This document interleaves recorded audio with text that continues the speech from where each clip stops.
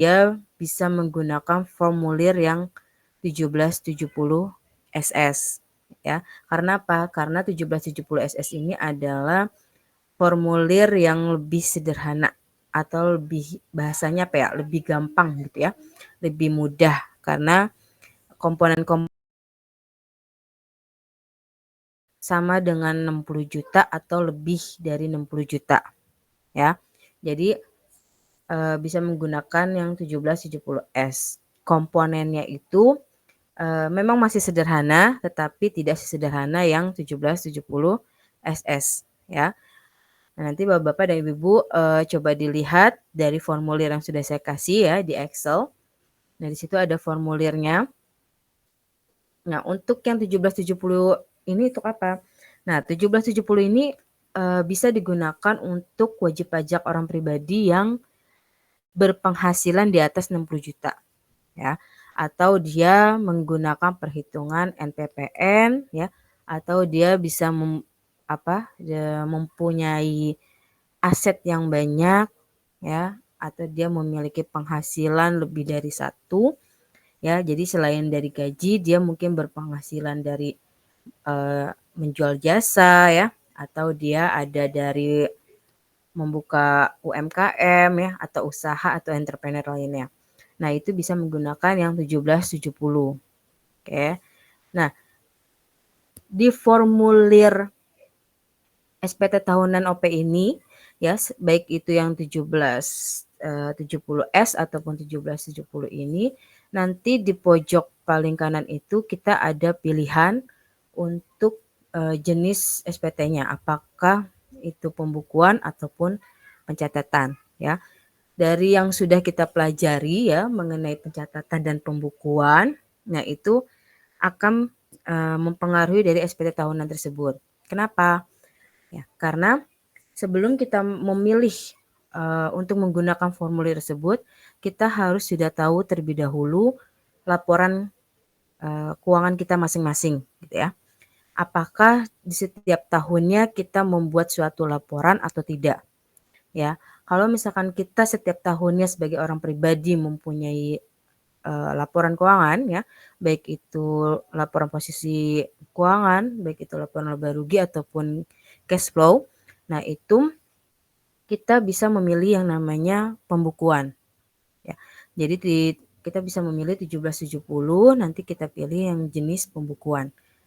Ya, jadi pembukuan itu karena apa? Karena dia melaporkan semua asetnya, semua hutang kewajibannya dan semua kegiatannya itu dalam bentuk laporan keuangan atau dibukukan gitu ya. Sedangkan kalau yang pencatatan apa? Kalau yang pencatatan itu hanya sekedar melakukan pencatatan dari transaksi yang dia lakukan. Jadi tidak dibukukan ya, hanya sekedar dicatat saja. Ya. Nah, itu biasanya kan tidak terlalu banyak transaksi yang dilakukan selama 1 tahun. Ya, tidak terlalu banyak omset ya atau laba yang dia peroleh, atau tidak terlalu banyak aset yang dia miliki ya. Jadi bisa memilih yang namanya pencatatan. Biasanya untuk yang 1770 ini biasanya itu bagi wajib pajak orang pribadi yang memang dia itu memiliki sumber penghasilan lebih dari satu biasanya ya. Mungkin ada yang dia sebagai karyawan tapi dia juga memiliki usaha. Nah, itu bisa menggunakan yang namanya 1770 ini.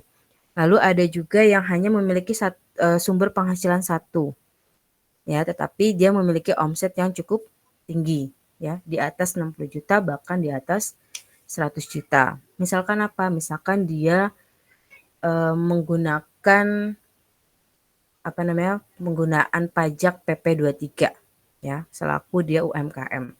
Ya, dia bisa menggunakan 0,5%. Nah, itu kan diangsur ya setiap bulannya, sehingga setiap tahunnya itu nanti dihitung berapa omsetnya dalam setahun ya. Nah, itu bisa menggunakan yang namanya 1770 ya. Nanti tinggal dilaporkan, habis itu disiapkan bukti-bukti pelaporannya atau bukti-bukti pembayaran pajaknya yang sudah dilakukan.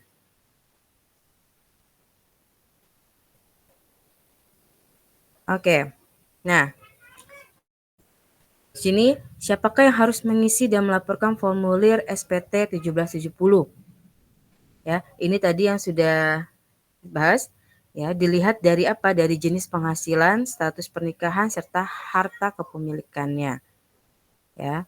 Jadi status pernikahannya ini misalkan dia sudah menikah atau belum ya, atau dia memiliki penggabungan NPWP.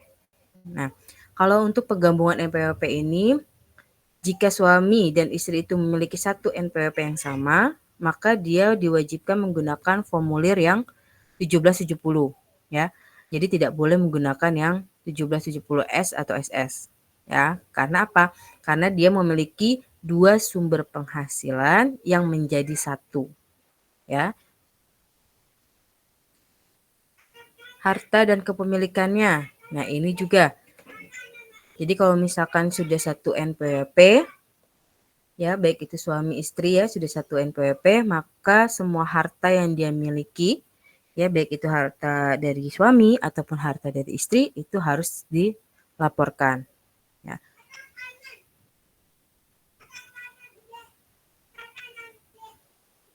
Oke, yang pertama apa? Sumber penghasilannya.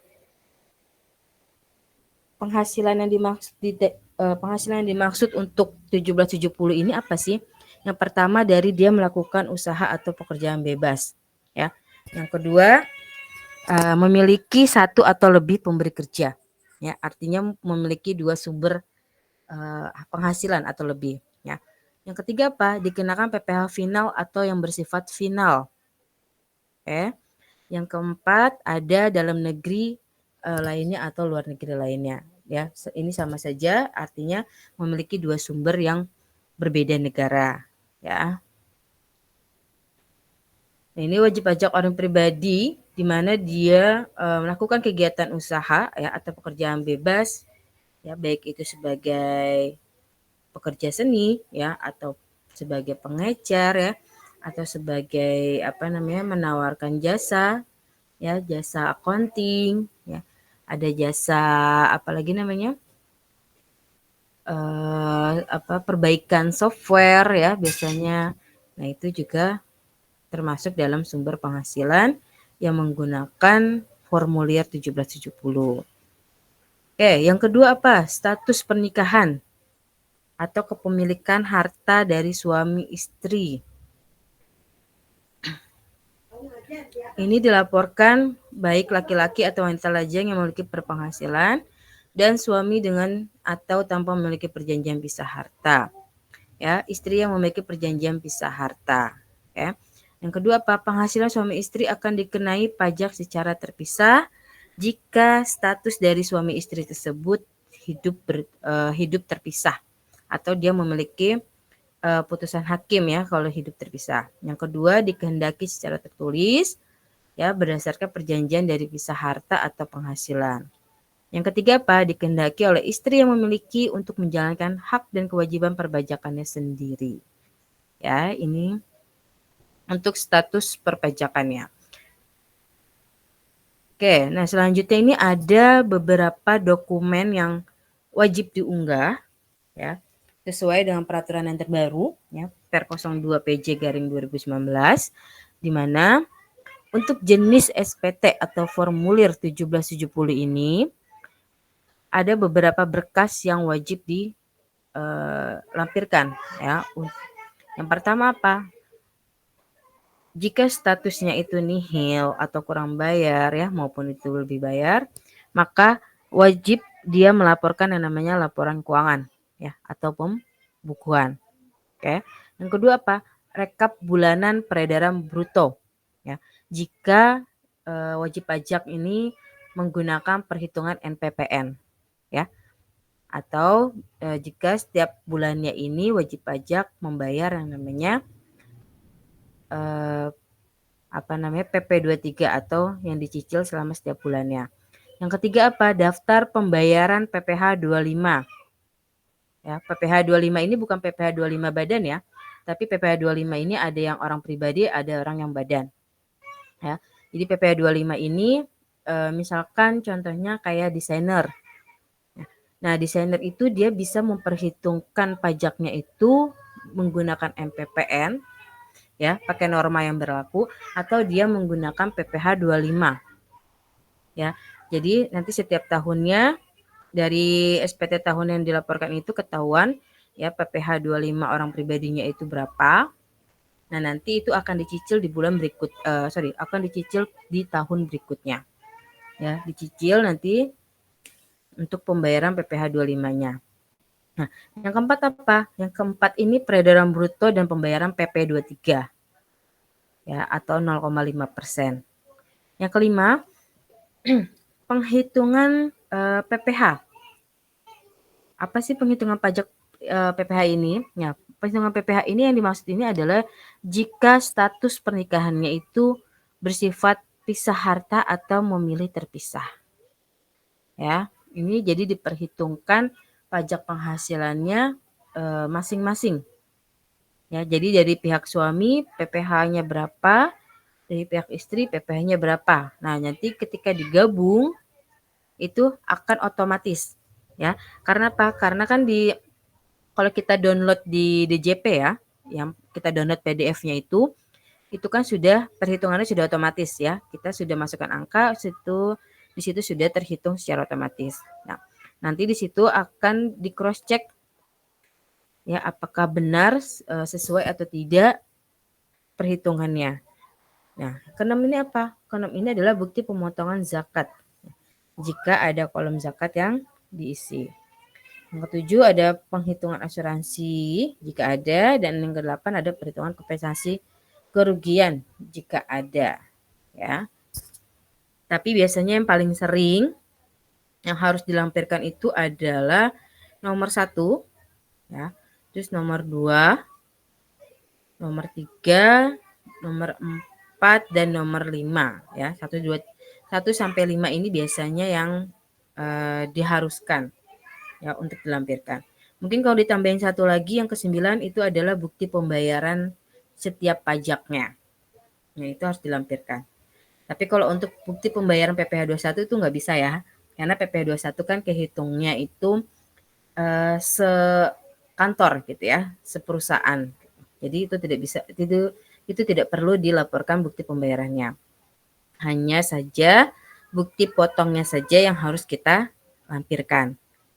Kecuali bagi wajib pajak yang melakukan pembayaran PP 23 atau PPh 25 orang pribadi. Ya, maka dia harus melampirkan bukti pembayarannya. Oke.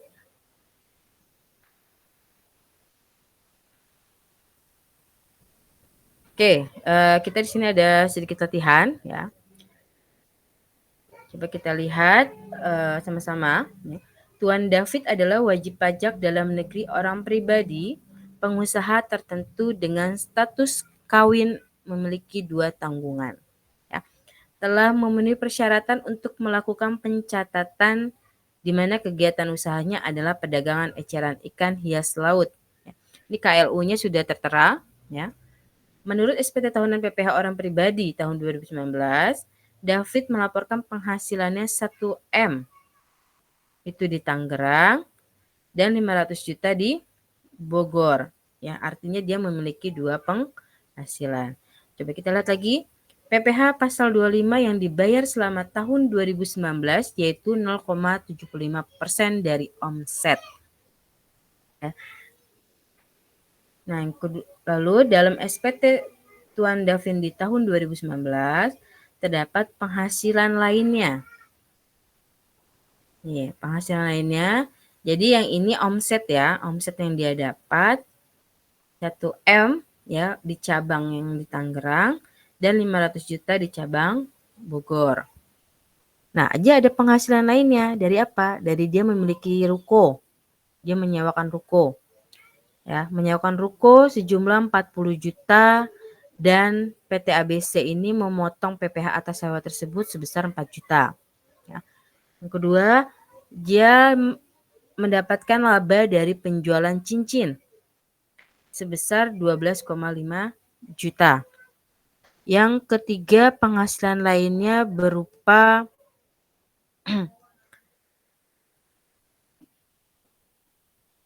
berupa alat-alat fotografi yang dia sewakan ya sebesar 50 juta.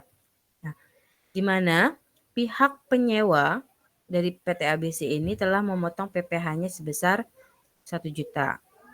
Yang terakhir, penjualan seluruh saham yang dimiliki di BEI ya. Jadi si Pak Davin ini ada memiliki saham di BEI sebesar 30 juta dan telah memotong pajaknya sebesar 30.000.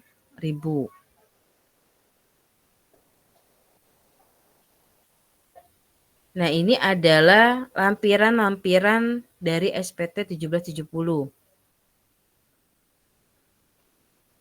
Oke. Nah, ini cukup kompleks ya. Kalau untuk yang S1770 ini cukup kompleks dan cukup detail dan cukup memusingkan gitu ya. Tapi tidak perlu khawatir ya. Karena ini sudah ada petunjuknya juga ya di PDF-nya nanti. Itu juga ada petunjuknya. Nah, ini 1770 nanti ada 1771 halaman 1, 1771 halaman 2, ada 1770 lampiran 2, 1770 lampiran 3, dan 1770 lampiran 4. Ya, jadi ada 4. Ya, kalau 1770 SS itu hanya ada 1. Ya. 1770 S itu biasanya cuma ada 2 atau 3. Ya. Nah, ini yang agak kompleks yaitu 1770 ada 4. Ya, jadi lebih banyak. Nah, ini ada lampiran perhitungan peredaran bruto dan pembayaran PPh pasal 25, perhitungan PPh terutama bagi wajib pajak dan status perpajakan PH atau MT, ada perhitungan peredaran bruto atau pembayaran PPh final PP23. Jadi ini yang dilampirkan oleh Tuan Davin. Davin apa David tadi ya? David. Oke.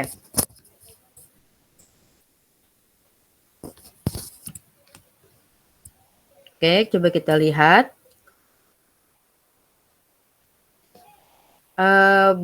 Saya boleh minta bantuan untuk dibacakan. Ada yang ingin membacakan untuk yang halaman 1 ini?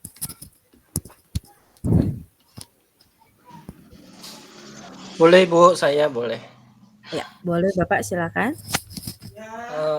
Afan. Untuk selanjutnya slide 1770 nih ya Bu ya, halaman 1 ini ya Bu.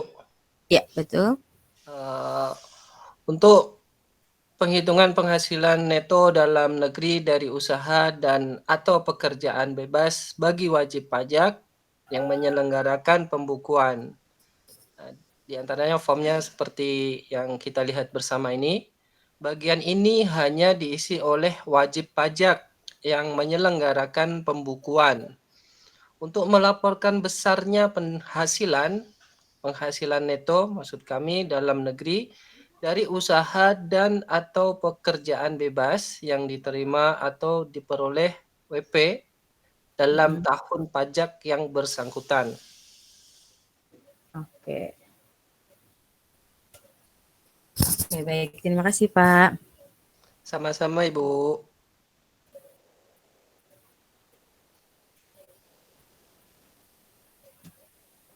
Oke, mungkin kalau misalkan Bapak dan Ibu lihat ya di lampiran Excel yang saya kasih.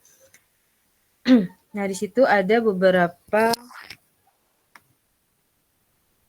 sheet ya, ada beberapa sheet yang terlampir di Excel tersebut.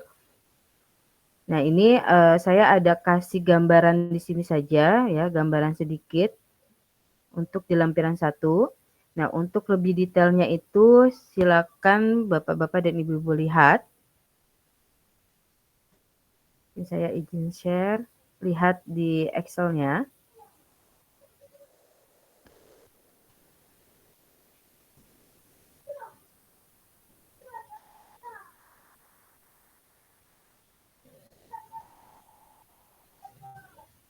Nah, oke. Jadi seperti ini untuk lampiran satunya ya. Kita wajib untuk mengisi yang namanya NPWP ya, nama wajib pajak. Nah, ini jangan lupa untuk diisi tahun pajaknya yang dimaksud. Karena ini kita melapor di tahun 2024, berarti kita melaporkan tahun pajak yang 2003, ya.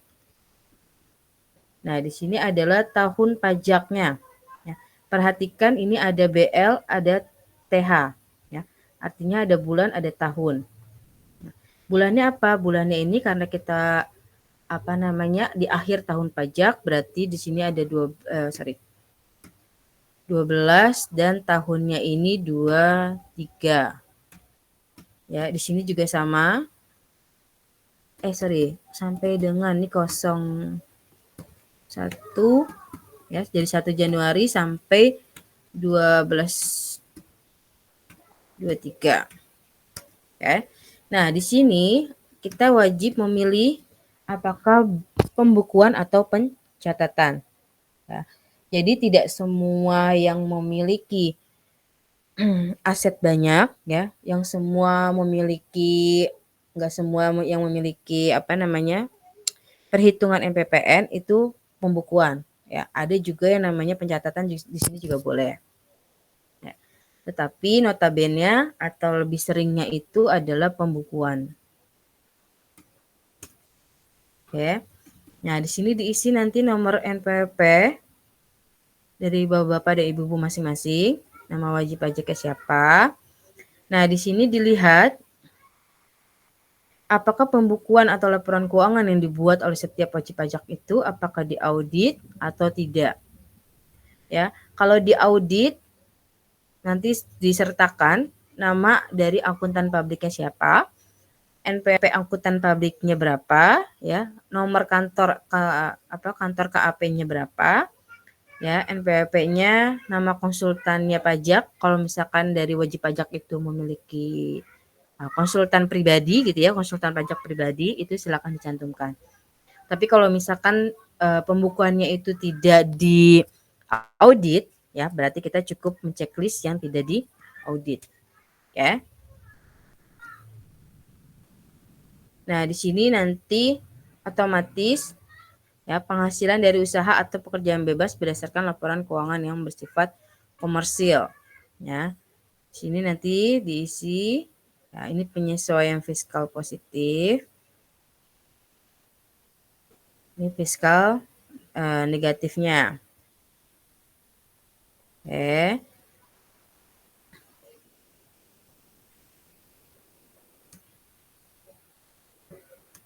Oke, sekarang kita lanjut.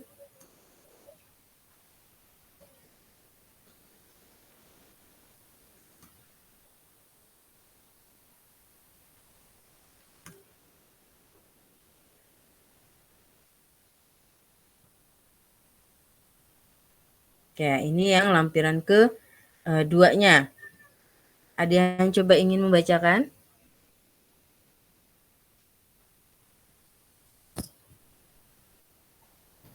Izin, Bu. Oke, boleh Bapak silakan. Formulir 170 lampiran 1 halaman 2. Penghitungan penghasilan neto dalam negeri dari usaha dan atau pekerja bebas bagi orang pajak, bagi wajib pajak yang menyelenggarakan pencatatan. Penghitungan atau penghasilan neto dalam negeri sehubungan dengan pekerjaan, penghitungan penghasilan neto dalam negeri lainnya. Bagian B, penghitungan penghasilan neto dalam negeri dari usaha dan atau pekerjaan bebas bagi wajib pajak yang menyelenggarakan pencatatan. Bagian C, penghitungan penghasilan neto dalam negeri sehubungan dengan pekerjaan tidak termasuk penghasilan yang dikenakan PPh bersifat final. Bagian D, penghitungan penghasilan neto dalam negeri lainnya tidak termasuk penghasilan yang dikenakan PPh bersifat final. Oke, baik. Terima kasih. Sama-sama, Bu. Oke, ini saya lanjutkan PowerPoint-nya dulu ya. Nanti baru kita masuk ke formulir. Oke, ini untuk yang lampiran 1 halaman 2 dan ini saya pisah lagi satu-satu ya biar jelas. Kalau ini kan tidak kelihatan ya.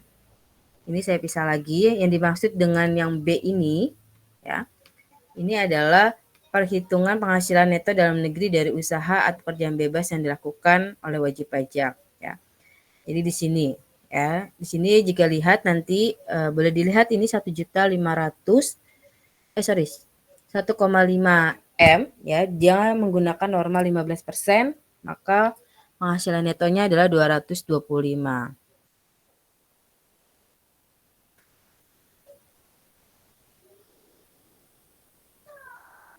Nah, 1,5 itu dari mana? Dari dia mendapatkan penghasilan. Ya, penghasilan penghasilan 1 M yang dia dapat dari Tangerang dan 500 juta dari Bogor. Ya. Jadi di sini dia dikenakan pekerjaan bebas 1,5. Normanya ini 15%, disesuaikan dengan pekerjaan yang dia lakukan. Ya, sesuai dengan yang ada di per ya, yang sudah ada di undang-undang untuk normanya. Nah, ini untuk yang bagian C-nya, penghitungan penghasilan neto dalam negeri sehubungan dengan pekerjaan yang tidak termasuk penghasilan yang bersifat final. Ya, jadi tidak ada ya. Dia tidak ada yang penghasilan yang tidak bersifat final. Nah, ini bagian D-nya.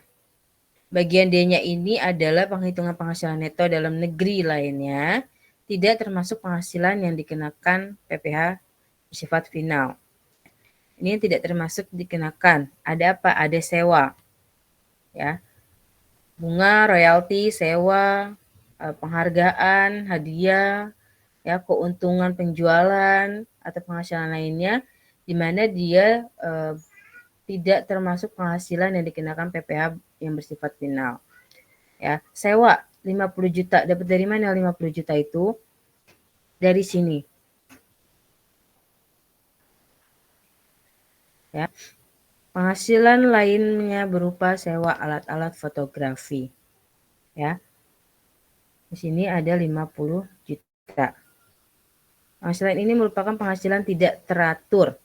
Artinya tidak teratur, artinya tidak bersifat final ya, tidak dilakukan setiap saat. Ada 50 juta. Ya, 50 juta di sini. Keuntungan penjualan 12.500.000. Dari mana? 12.500.000 itu dari dia melakukan penjualan cincin. Ya, dari penjualan cincin sebesar 12.500.000.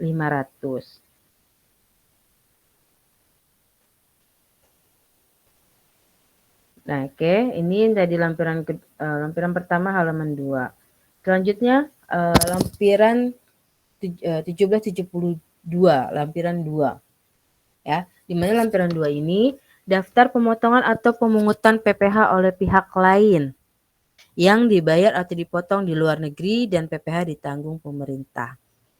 Nah, di sini artinya semua bukti pemotongan ya itu dicantumkan di dalam sini. Oke. Nah, di sini dia ada potong 1 juta. Kenapa 1 juta? Ya. Di sini ada dia mendapatkan penghasilan lain dari sewa alat-alat fotografi ya, di mana si penyewa itu ternyata sudah memotong PPh 1 juta. Ya, sudah memotong PPh sebesar 1 juta. Artinya kita tidak perlu membayar PPh 1 juta ya, karena sudah dipotong gitu ya. Nih. Jadi kena PPh 23. Kenapa 23? Karena dia menggunakan jasa sewa. Ya. Kalau ada PPh 21 yang bersifat DTP atau ditanggung sama pemerintah, maka juga harus dicantumkan di sini. Ya. Karena ini adalah PPh yang ditanggung sama pemerintah. Oke, yang ketiga 1773 atau lampiran 3, di mana penghasilan yang dikenakan pajak final dan atau bersifat final. Ya. Penghasilan yang tidak termasuk dalam objek pajak. Penghasilan istri atau suami yang dikenakan pajak secara terpisah. Oke, coba kita lihat.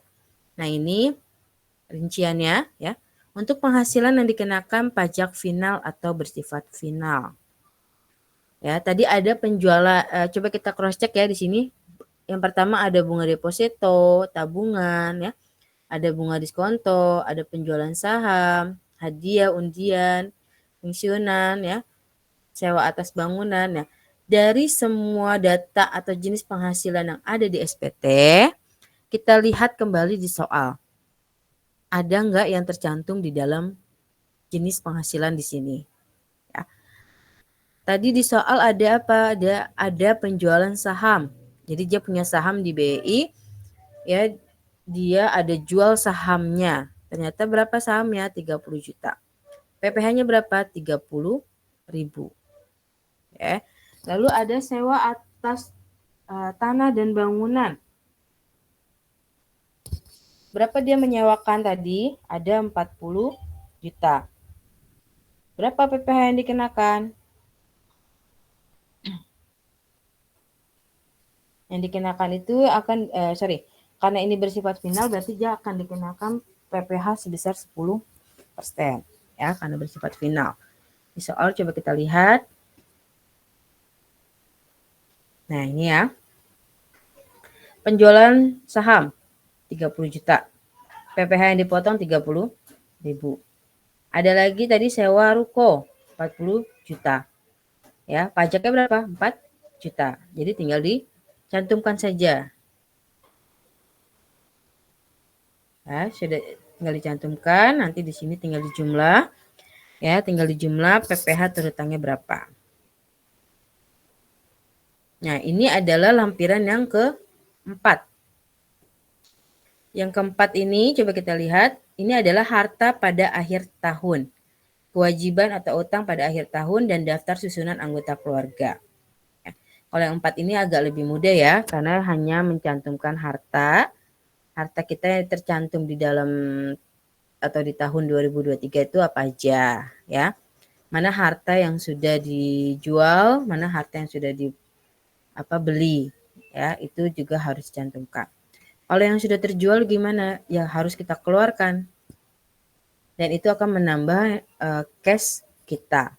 Berarti kita ada harta berupa cash. Karena apa? Karena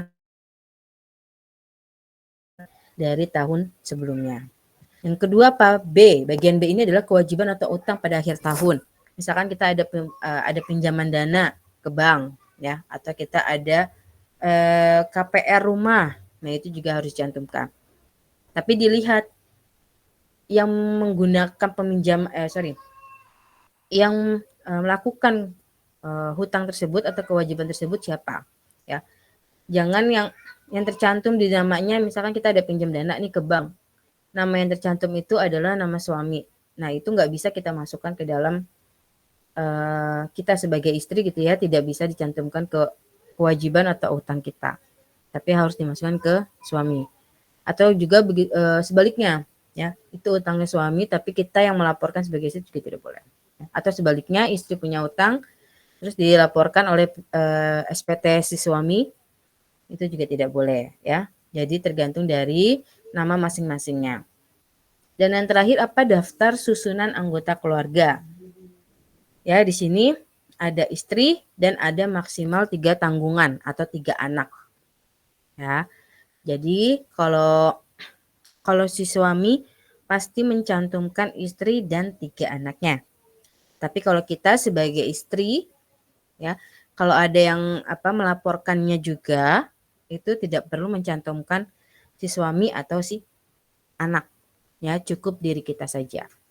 Oke, artinya tidak ada tanggungan karena statusnya ketika wanita yang sudah menikah ya, statusnya bukan K1, bukan K0 ya, melainkan TK ya.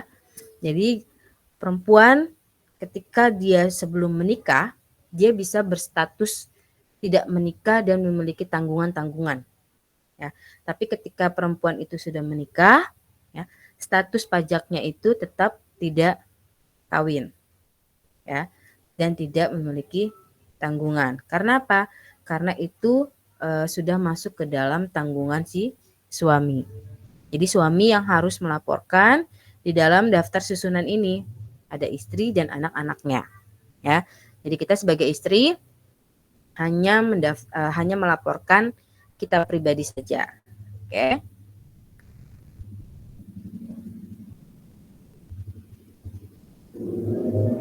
Dan ini susunan atau nama-nama aset dan anggota keluarganya.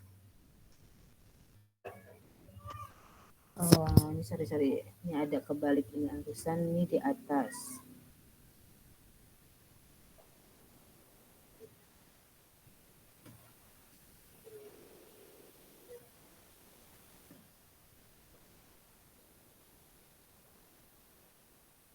Oke.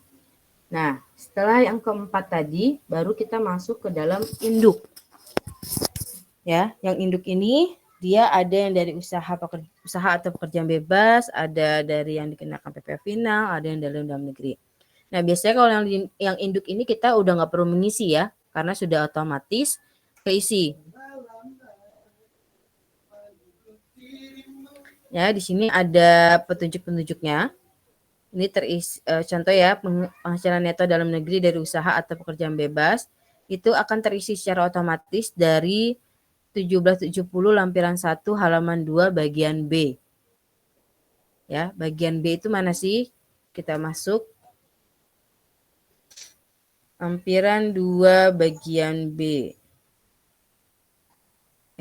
Lampiran 1 halaman 2 bagian B. Ini D ya, ini C, ini B. Nah, berarti ada dari sini ya. Ada ambil angka dari sini. Dan seterusnya ya, seperti itu. Ini sudah dikasih petunjuk ya. Ini jangan lupa ya, yang ini diisi sama kita, status kita. Ya, statusnya apakah TK, apakah memiliki tanggungan atau tidak. Statusnya kawin atau memiliki berapa tanggungan. Statusnya apakah ini pisah harta atau gabung harta di sini ya. Penghasilan suami sama istri yang digabung di sini.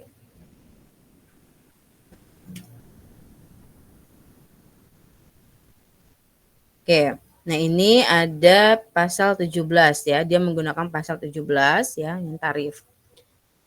Jadi kalau misalkan kita mau menghitung secara ketika kita mau menghitung secara manual, jadi prosesnya ini seperti ini ya. Penghasilan keseluruhannya berapa, nanti ditotalin, habis itu dikurangi sama PTKP, ya, menghasilkan PKP. Nah dari PKP ini, kalau kita mau menghitung manual, kita harus mencari tahu dulu dia masuk ke tarif yang berapa. Ya, kita hitung apakah benar atau tidak perhitungan yang ada di draft PDF SPT tahunan. Ya. Jadi ini udah otomatis. Kalau misalkan kita mau tahu nih benar nggak sih perhitungan si PDF ini gitu, atau jangan-jangan ada keliruan nih, atau kita yang keliru gitu ya. Untuk memastikannya silakan menggunakan perhitungan yang sudah kita pelajari ya. Jadi seperti ini. Nah, ini lanjutannya. Dan yang terakhir, yang ini sini ada keterangan ya. Ini sini ada PPh 25 bulanan. Ya.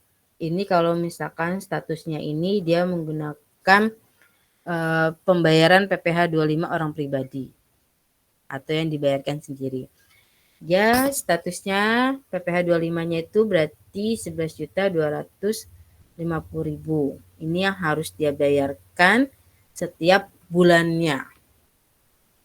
Nah, jadi dicicil untuk kena PPh 25 orang pribadinya. Dan terakhir, ini jangan lupa untuk di checklist. Ini lampiran ini sudah otomatis di checklist ya. Sudah otomatis checklist. Atau kalau memang terjadi error ya, tidak bisa diceklis, tidak terchecklist secara otomatis, kita bisa menceklisnya sendiri ya. Lalu jangan lupa untuk mengisi, kalau yang ini udah otomatis ya terisi ya, nama lengkap sama NPWP, sama tanda tangan ini sudah otomatis ya, sudah digital gitu ya. Oke. Sekarang coba kita lihat. Itu yang tadi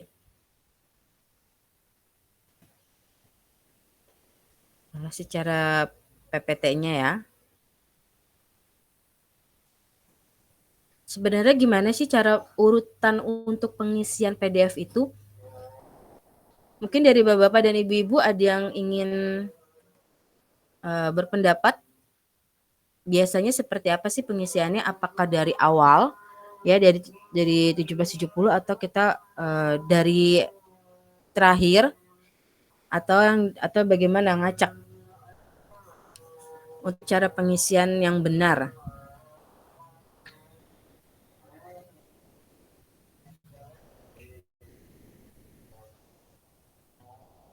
Oke, jadi boleh Bapak silakan. Kenapa Pak? Andrian yang sudah ngerjain Bu. Oh sudah.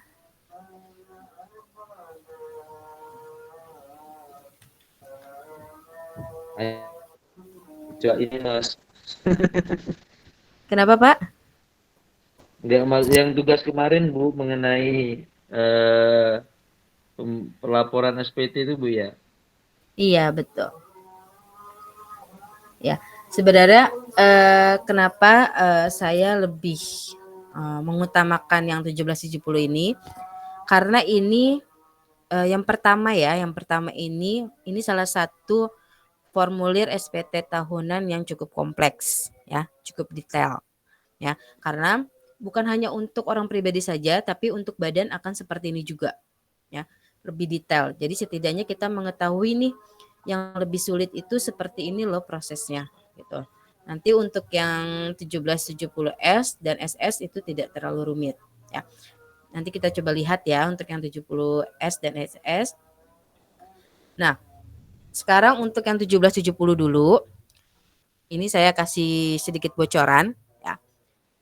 Pertama, ketika kita melakukan pengisian formulir ini, itu yang pertama yang kita lakukan adalah dari belakang. Dari yang paling terakhir 1770 lampiran 4 ya. Ini paling terakhir, silakan diisi ya. Kalau yang ini udah otomatis ya, biasanya sini udah yang di atas ini sudah otomatis, tinggal dipilih pembukuan atau pencatatan. Nah ini biasanya harus dipilih. Ini 9PP dan nama wajib pajak juga udah otomatis. Kita isi dulu isi yang paling gampang, yaitu pengisian harta atau aset, kewajiban atau hutang jika dimiliki, sama susunan anggota keluarga. Ya. Setelah kita sudah mengisi lampiran 4 ini, kita langsung ke lampiran 3. Ya. Kita masukin penghasilan kita yang bersifat final. Ya. Di sini kan ada jenisnya ya. Ada sampai 16. Ya, ada 16 yang bukan 16 berarti 15 ya, ini 01. Berarti ada 15 yang bersifat final ya. Apakah dari bunga deposito ya, obligasi. Biasanya paling sering itu kalau kita orang pribadi, kalau nggak penjualan saham, bunga deposito ya, hadiah atau undian ya. Terus kalau misalkan ada pengalihan hak atas tanah, ini juga bisa kena. Ya, sewa atas tanah ini bagi wajib pajak yang memiliki kayak sewa ruko ya, atau sewa kontrakan ya. Itu juga masuk ke sini.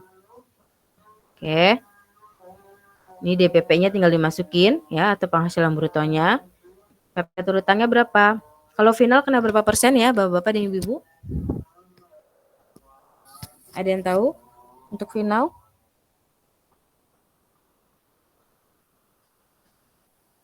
Untuk final ini dia kena yang 10% ya. Karena dia bersifat final ya, bersifat tidak berubah ya untuk tarifnya. Nah, habis ini yang kedua, silakan diisi penghasilan yang tidak termasuk dalam objek pajak. Misalkan kita ada menghibahkan atau apa namanya mewakafkan tanah ya atau masjid gitu ya, atau sumbangan apapun itu, nah sekian nilainya berapa ya. Misalkan kita ada hibahkan tanah untuk dibangun masjid, tanahnya itu seharga berapa. Oke. Terus yang kedua, kalau misalkan kita dapat warisan ya, dapat warisan dari orang tua atau dari kakek nenek ya, nah ini sekian berapa warisannya. Oke. Nah di sini ada apalagi ya, beasiswa.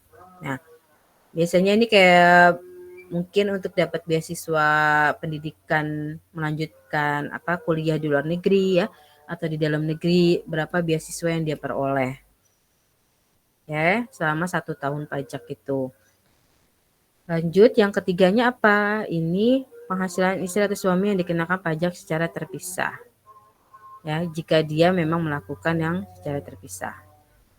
Kita cukup mengisi yang bagian ini saja ya, bagian DPP. Nih, kita biasanya mengisi DPP ini. Yang untuk PPh terutangnya biasanya sudah otomatis ya, sebelah kanan ini. Kalaupun tidak bisa, ya kita mengetahui ya 10% gitu ya. Ini penghasilan brutonya saja ya, tidak perlu dikenakan karena dia bukan objek. Nah, setelah kita melakukan pengisian di lampiran 4 dan 3, maka kita lanjut ke lampiran 2. Ya, 2 ini PPh yang dipotong yang ditanggung oleh pemerintah. Contohnya kayak waktu itu pandemi ya. Waktu pandemi itu kan pemerintah itu banyak memberikan fasilitas kepada wajib pajak, baik itu orang pribadi maupun badan ya. Dengan apa? Dengan memberikan realisasi DTP. Ya. Jadi ada sebagian yang ditanggung sama wajib pajak, ada sebagian yang ditanggung sama pemerintah. Nah, disinilah yang harus kita cantumkan. Oke, cantumkan. Lalu yang kedua, ini ya, sini ada keterangannya ya, DTP atau PPh yang ditanggung sama pemerintah. Nah, yang kedua apa? Setelah kita laporan yang kedua ini, kita masuk ke 1770 halaman 2. Ya, silakan diisi. Ini kalau misalkan kita menggunakan perhitungan NPPN ya, atau pekerjaan bebas, atau kita ada bayar PP 23 ya, di sini nih ya. Jenis kita apa? Dagang kah, industri kah, jasa kah, atau pekerjaan bebas? Ya, silakan diisi di sini. Peredaran brutonya berapa ya, norma yang dikenakan berapa ya, karena berbeda-beda ya sesuai dengan peraturannya yang sudah saya kasih waktu itu lampiran. Nah, di sini baru penghasilan netonya. Ya, penghasilan neto ini didapat dari peredaran bruto dikalikan dengan norma. Oke. Lalu yang selanjutnya apa? Lalu mengisi penghasilan neto dalam negeri sehubungan dengan pekerjaan atau tidak termasuk penghasilan yang dikenakan PPh bersifat final. Nah, ini biasanya tidak diisi ya. Ini biasanya itu jarang diisi, atau mungkin ada beberapa wajib pajak yang mengisi juga, ada beberapa banyak gitu ya. Nah, ini penghasilan neto dalam negeri lainnya yang tidak termasuk penghasilan yang tidak bersifat yang dikenakan PPh bersifat final. Contohnya kayak dia dapat bunga, royalti, ya, dapat sewa, dapat penghargaan dan hadiah, keuntungan dari penjualan atau pengalihan harta. Oke. Nah, setelah dari halaman 2 kita masuk ke halaman 1. Nah, di halaman 1 ini biasanya sudah otomatis. Contohnya aja 1A. Nah, ini 1A dikurang 1B, berarti ini dikurang 1B. Ya, ini sudah otomatis. Ini kalau ada penyesuaian fisik positif. Nah, penyesuaian fiskal positif dan negatif ini didapat dari kita punya laporan keuangan ya. Karena kan kita 1770 yang bersifat pembukuan. Nah, otomatis kita punya laporan keuangan, di mana laporan keuangannya itu harus kita koreksi fiskal terlebih dahulu. Nah, kita bedah dulu koreksi fiskalnya apakah kena yang positif atau yang negatif. Ya. Habis itu jika sudah diketahui, maka silakan dimasukkan ke yang positif atau yang negatif. Maka di sini secara otomatis akan muncul jumlah dari bagian A ini berapa. Ya. Nah, yang terakhir ini sudah otomatis sekali ke 1770. Ya.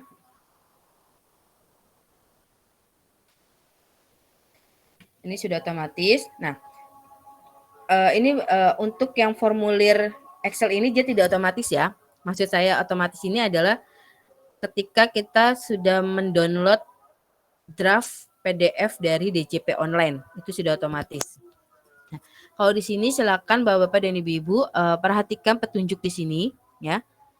Di sini tertulis diisi dari formulir 1771 ya, lampiran 1, halaman 1, jumlah bagian A ya atau jumlah bagian B kolom 5. Jadi tinggal dicari saja ya halaman 1 bagian A.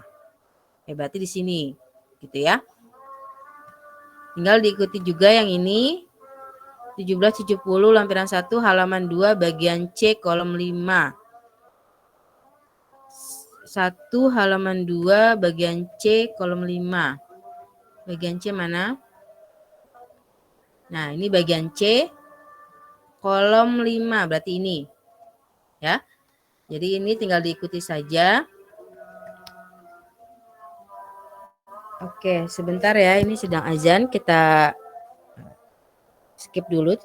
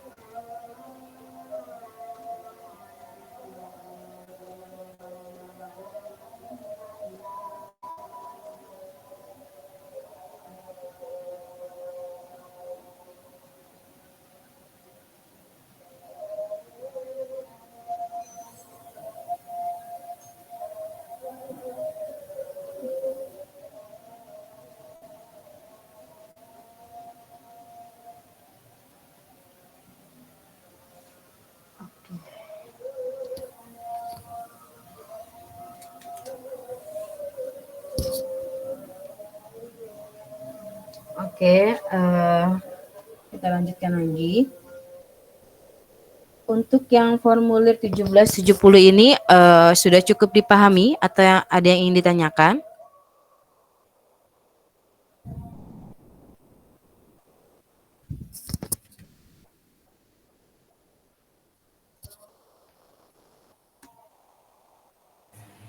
Dikit-dikit masuk Bu, tapi masih pusing ya.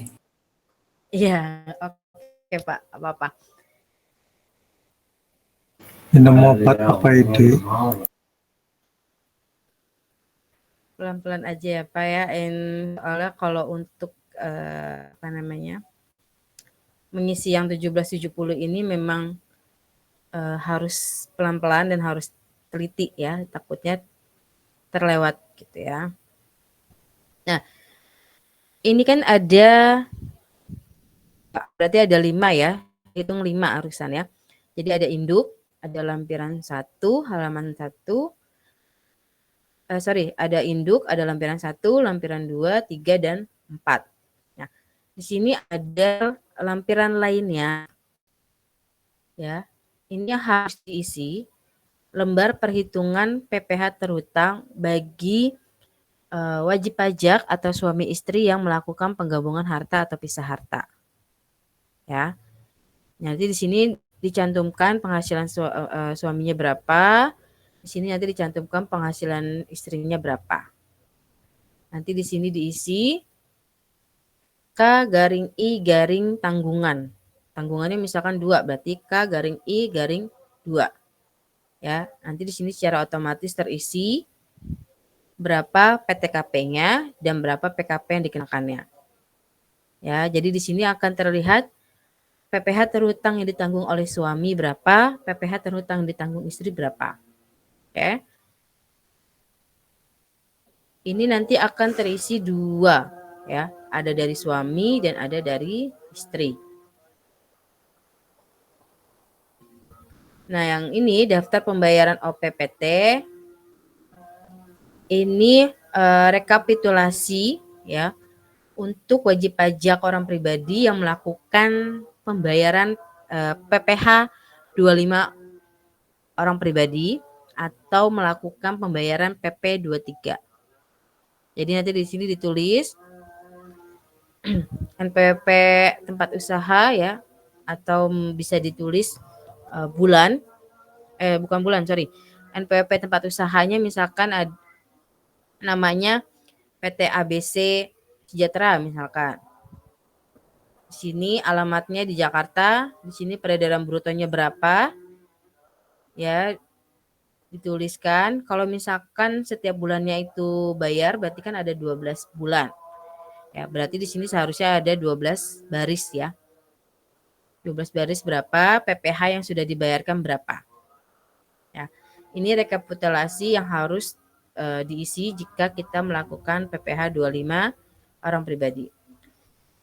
Nah, kalau yang ini jika orang pribadi melakukan pembayaran PP 23 yang 0,5% ya.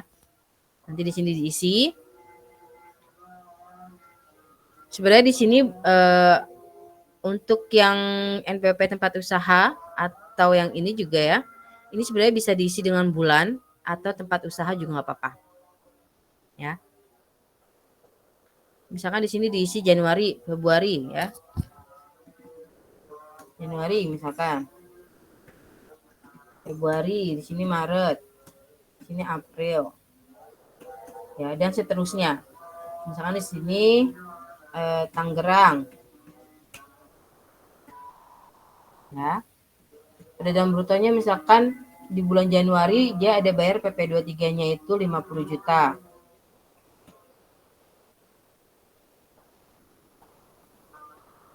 Ya. Tinggal dikalikan 0,5%. Yes.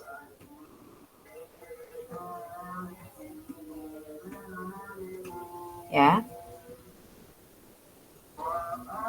Nah, misalkan di sini ada bayarnya 15 juta. Sebenarnya kalau untuk PP 23 nilainya tinggi ya, enggak gede, enggak kecil seperti ini. Atau saya rubah dulu deh ya. Ini jadi 76.557.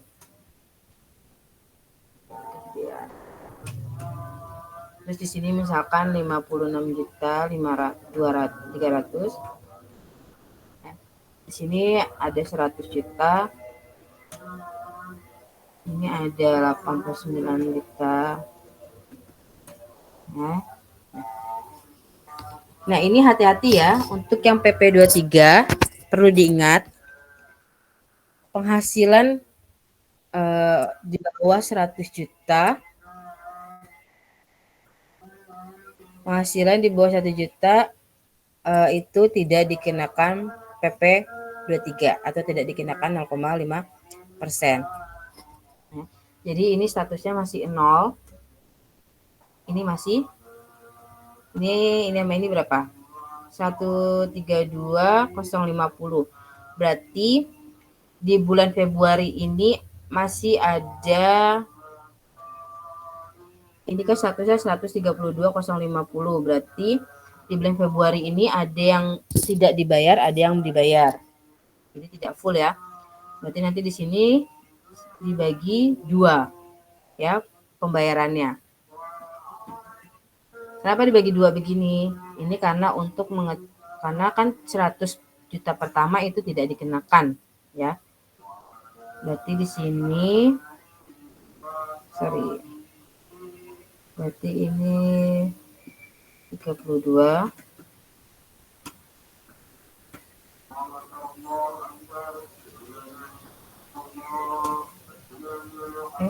Sorry.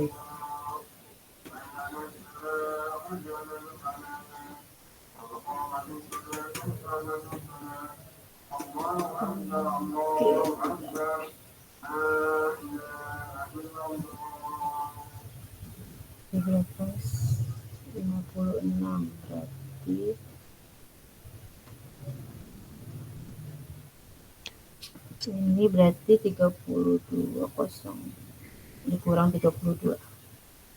32,0. 32,0.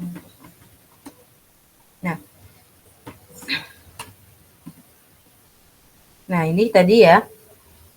Kenapa Februari ini dibagi 2 begini?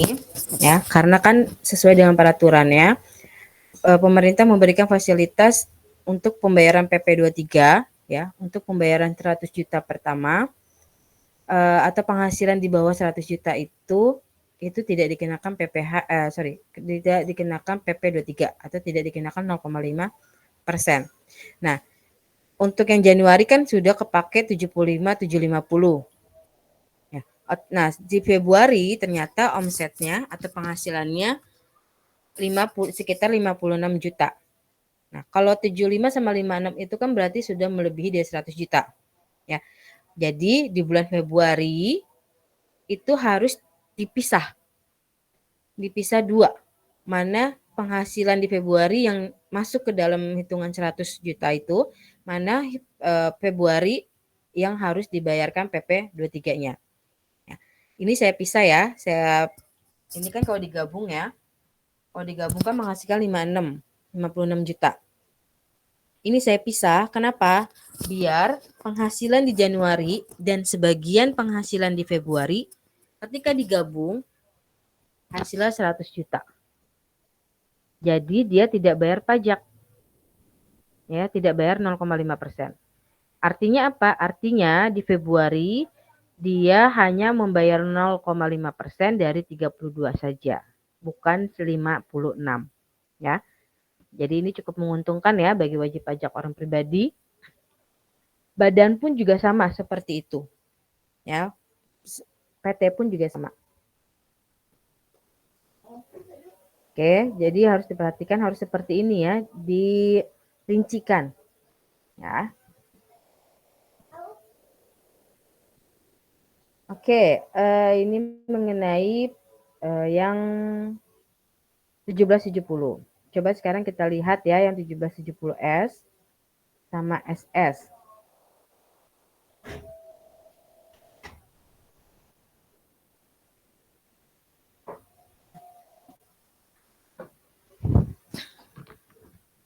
Nah, yang 70S ini kan hanya di sini tertulisnya 2 lampiran ya. Berarti kalau dihitung sama induk berarti ada 3 lampiran ya. Ini jauh lebih mudah. Ya, kita mengisi dari yang paling belakang terlebih dahulu. Ya, seperti biasa. Ini. Oke. Mengisi harta, kewajiban, tadi penghasilan, ya, penghasilan yang bersifat final, sama susunan anggota. Nah, masuk ke lampiran 1. Masuk ke lampiran 1 itu berarti masuk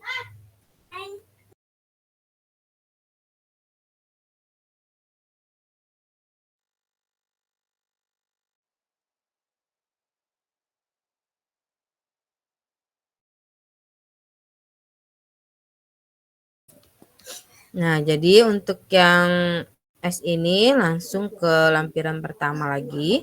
Ya, dari kita setelah lampiran kedua masuk ke lampiran pertama, ini diisi sama yang tidak termasuk penghasilan yang dikenakan PPh final atau yang bersifat final. Ini yang bukan objek pajak, ya. Sama ini bukti potong. Ya, jadi kalau misalkan ada PPh 21, PPh 23, ya pasal 4 ayat 2, itu biasanya kan ada bukti potong pajaknya. Nah, ini harus dicantumkan di dalam sini, ya. Ini kan tertera ya. Sini tertera, ada keterangannya, ada PPh 21, 22, 23, ya, 26 atau 24 ya, yang dia bersifat DP. Atau yang memang dibayarkan atau ditanggung sama pemerintah. Baru 1770-nya induk. Ya, ini sudah otomatis. Ya.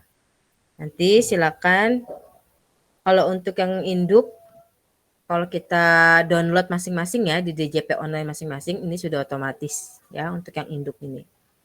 Jadi kita tidak perlu repot-repot mengisinya ya. Kita hanya cukup mengisi lampiran 2 dan lampiran 1. Ya. Cuman karena ini manual ya, jadi Bapak-bapak dan Ibu-ibu sekalian silakan mengisi sesuai dengan petunjuk yang sudah tertera ya di masing-masing formulir. Oke. Nanti bisa di cross check nanti kan ini kan sudah mulai pelaporan SPT tahunan nih ya. Jika Bapak-bapak dan Ibu-ibu sudah bisa masuk ke DJP online dan sudah bisa mendownloadnya, silakan dicoba ya. Silakan dicoba tapi tidak perlu di-send ya, tidak perlu dikirim. Silakan dicoba terlebih dahulu. Benar nggak sih ini perhitungan manual saya dengan yang ada di online itu benar nggak ya? Ini untuk formulir yang S. Coba kita lihat lagi untuk yang SS. Nah, untuk yang SS ini jauh lebih mudah ya. Jauh lebih mudah karena apa? Karena dia tidak terlalu detail. Nah, cuma satu. Ya, cuma di satu aja kalau untuk yang SS ini. Nah, ini diperuntukkan bagi wajib pajak orang pribadi yang memiliki penghasilan di bawah 60 juta. Jadi untuk wajib pajak yang penghasilannya kurang dari 60 juta per tahun, itu sebenarnya dia diperbolehkan untuk melaporkan SPT tahunnya, tapi dia juga diperbolehkan untuk tidak melaporkan. Ya. Tapi dengan syarat apa? Bagi bapak-bapak dan ibu-ibu merasa penghasilannya itu kurang 60 juta per tahunnya. Nah, ternyata saya menggunakan formulir 1770 SS nih. Tapi saya juga nggak mau gitu ya, maksudnya nggak mau melaporkan. Nah, bapak-bapak dan ibu-ibu harus mengajukan terlebih dahulu ya melalui DJP online itu sebagai wajib pajak pasif ya atau bahasanya itu dinonaktifkan sementara ya. Karena apa? Karena untuk menghindari denda pajak ya. Jadi jangan sampai mentang-mentang kita pakai yang SS ini terus kita tidak melaporkan nih karena berdasarkan informasi bahwa diperbolehkan tidak melapor. Artinya kita loss gitu aja nih nggak melaporkan. Tidak seperti itu ya. Jadi pilihannya 2. Dengan SS ini kita melaporkan atau tidak melaporkan tapi kita harus mengajukan non efektif terlebih dahulu. Ya. Jadi jangan sampai nanti ini kan sudah hampir mau ke pertengahan Januari ya. Berarti masih ada batas 2 bulan lagi ya, 2 bulan lebih untuk bisa melaporkan SPT tahunan. Oke. Saya izin untuk absen terlebih dahulu. Mohon dibantu untuk bapak-bapak dan ibu-ibu, mungkin kalau ada dari teman-temannya yang on mic-nya lagi rusak ya atau sedang ada dalam perjalanan tapi ada di di Google Meet, mohon dibantu untuk hadir gitu ya.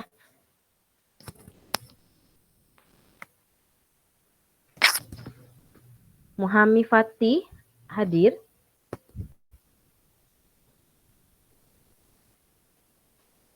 Rahmah Ledika. Hadir Bu Muhammad. Ya saya Bu. Oke. Muhammad absen pertama Bu hadir, punten. Oke, baik Pak. Hadir. Iya Hadir, Pak, baik. Ya, Muhammad Fatih hadir. Iya, Rahmah hadir. Rahmah hadir Bu. Oke, Hudan. Iya, saya hadir. Hadir Bu. Baik. Zahratul Aziza. Hadir Bu. Idi Rosidi. Hadir Ibu. Ihsan. Hadir. Jadi apa kita harus mencari PTKP-nya dulu baru nanti dimasukin ke formulir ini atau bisa Oke. langsung? Oke. Kalau untuk yang PTKP ini kita harus ngisi yang paling akhir dulu ya Pak lampirannya. Nah, untuk yang PTKP ini baru yang terakhir. Ya, yang terakhir untuk yang di induk.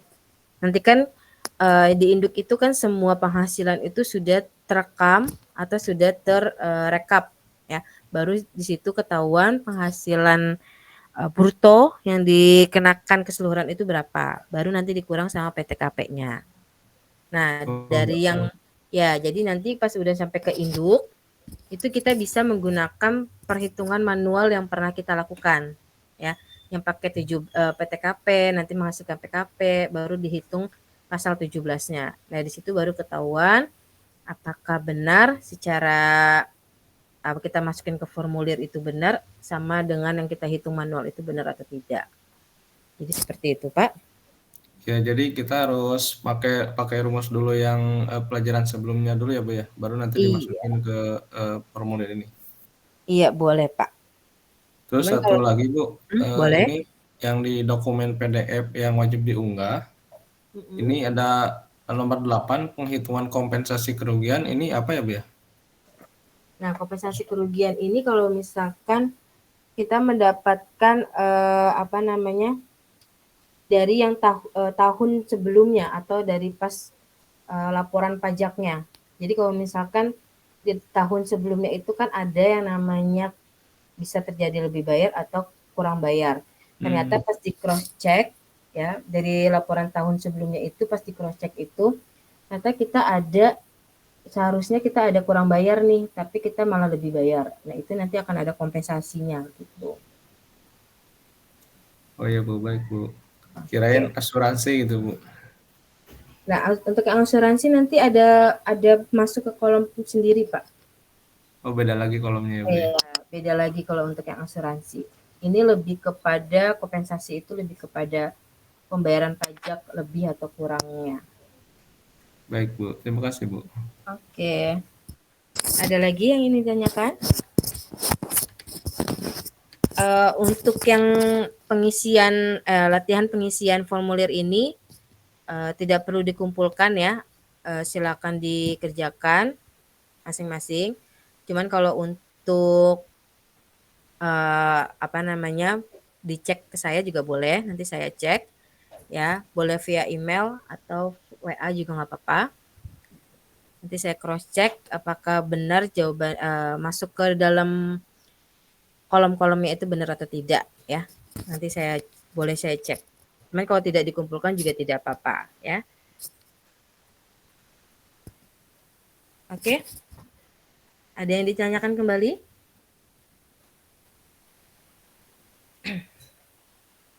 Oke, kalau sudah tidak ada karena sudah jam 8:04 ya, takut mengganggu mata kuliah selanjutnya. Saya akhiri saja perkuliahan pada malam hari ini ya, dengan sama-sama dengan membaca lafaz hamdalah. Alhamdulillah.